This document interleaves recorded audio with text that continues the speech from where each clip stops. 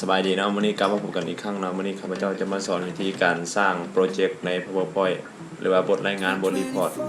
ของเราเนาะการเฮ็ดบทรีพอร์ตเพื่อจะให้เทมเพลตใน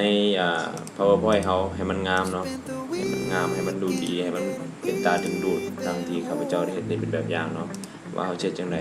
แต่ยามว่าเขาเข้า PowerPoint ขึ้นมาแล้วมันจะเป็นแบงค์เพจหรือว่าหน้าเปล่าหน้าบางนี่เนาะเขาจะแอด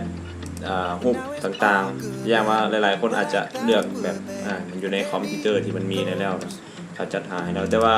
เฮาบ่อยากเอานี่เฮาจะยังไงเนาะนั่นคือคำตอบนั่นคือปัญหาเนาะฉะนั้นข้าพเจ้าจะมาสอนคำตอบเนาะว่าเขาจะยังไงนั่นก็คือเข้าไปที่ background เนาะอยู่บน design เข้าไปแล้วก็ background เวลาเราคลิกขึ้นมามันจะโชว์มันนี่ขึ้นมาแล้วเข้าไปที่ texture or texture มันจะเป็นรูปภาพมานี่แต่เขาจะยังไงเพื่อให้เป็นรูปภาพนี่เขาเลือกเขาต้องเลือกรูปภาพที่เขาอยากมาใส่เป็นแบ็คกราวด์ของ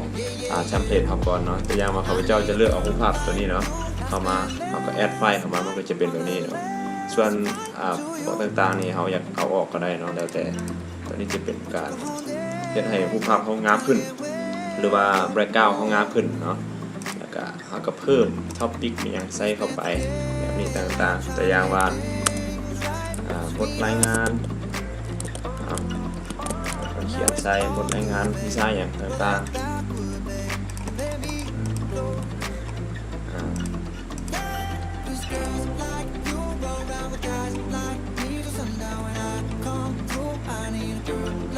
เลือกเป็นฟอนต์ที่จะฐานหรือว่าเราจะใส่เพชรลาดก็แล้วแต่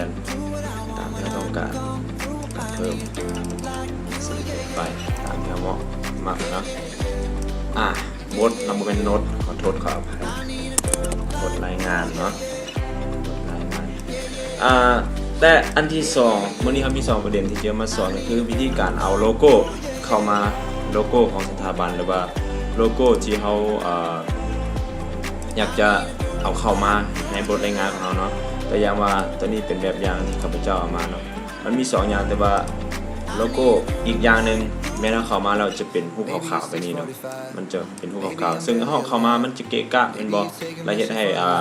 ภาพหรือว่าแบ็คกราวด์หรือบทรายงานของมันบ่งามเกะกะแบบนี้เฮาเฮ็ดจังได๋ให้เหลือแต่โลโก้ในนี่มีคำตอบเนาะเหลือแต่โลโก้ในดังที่ที่ข้าพเจ้าได้เฮ็ดไว้เนาะแบบนี้เฮาเฮ็ดจังได๋ให้มันเป็นแบบนี้มาเบิ่งกันเลยแต่ว่าวิธีแปลงให้มันเป็นแบบนี้เขาต้องมีโปรแกรม Photoshop เนาะ Photoshop สมมุติว่าพวกเขามีโปรแกรม Photoshop แล้วเปิดโปรแกรม Photoshop ขึ้นมาแล้วเปิดเป็นไฟล์โลโก้ที่เขาต้องการอยากจะไปเฮ็ดเป็นรูปภาพ PNG เนาะ PNG แต่อย่างว่าผู้มีโดยที่ยังบ่ได้เป็นเฮ็ดเป็นรูป PNG เทื่อเข้ามามันจะเป็นแบบนี้เนาะรูปใส่และเฮามาเบิ่งในนี่เนาะเบิ่งบนเลเยอร์มันคลิกขวาเข้าไปนี่แล้วเข้าไปเลเยอร์ฟอร์มแบ็คกราวด์ให้มันเหลือเป็น0มันจะบ่มีดอกนี่หลังจากนั้นเราไปเลือกตัวนี้เนาะให้เอาเป็นเมจิกอย่างแวนชูเนาะแล้วคลิกเข้าให้มันเป็นรูปภาพแบบนี้แล้วเข้าไปบน edit คลิกเข้ามา clear มันก็จะบ่มีอย่างเนาะหลังจากนั้นเราก็เป็น save as แล้วให้เลือกไปบนไฟล์เข้ามา PNG PNG save ใส่สิ่งอย่างก็แล้วแต่เขาเนาะอย่าง QQ save โอเคหลังจากที่เขาได้ภาพแล้วเขาจะเอาโลโก้แอดเข้ามาในบทรายงานของเราดังนี้เนาะโอเคจังได๋เข้าไปบนที่ไฟล์ที่เราเซฟไว้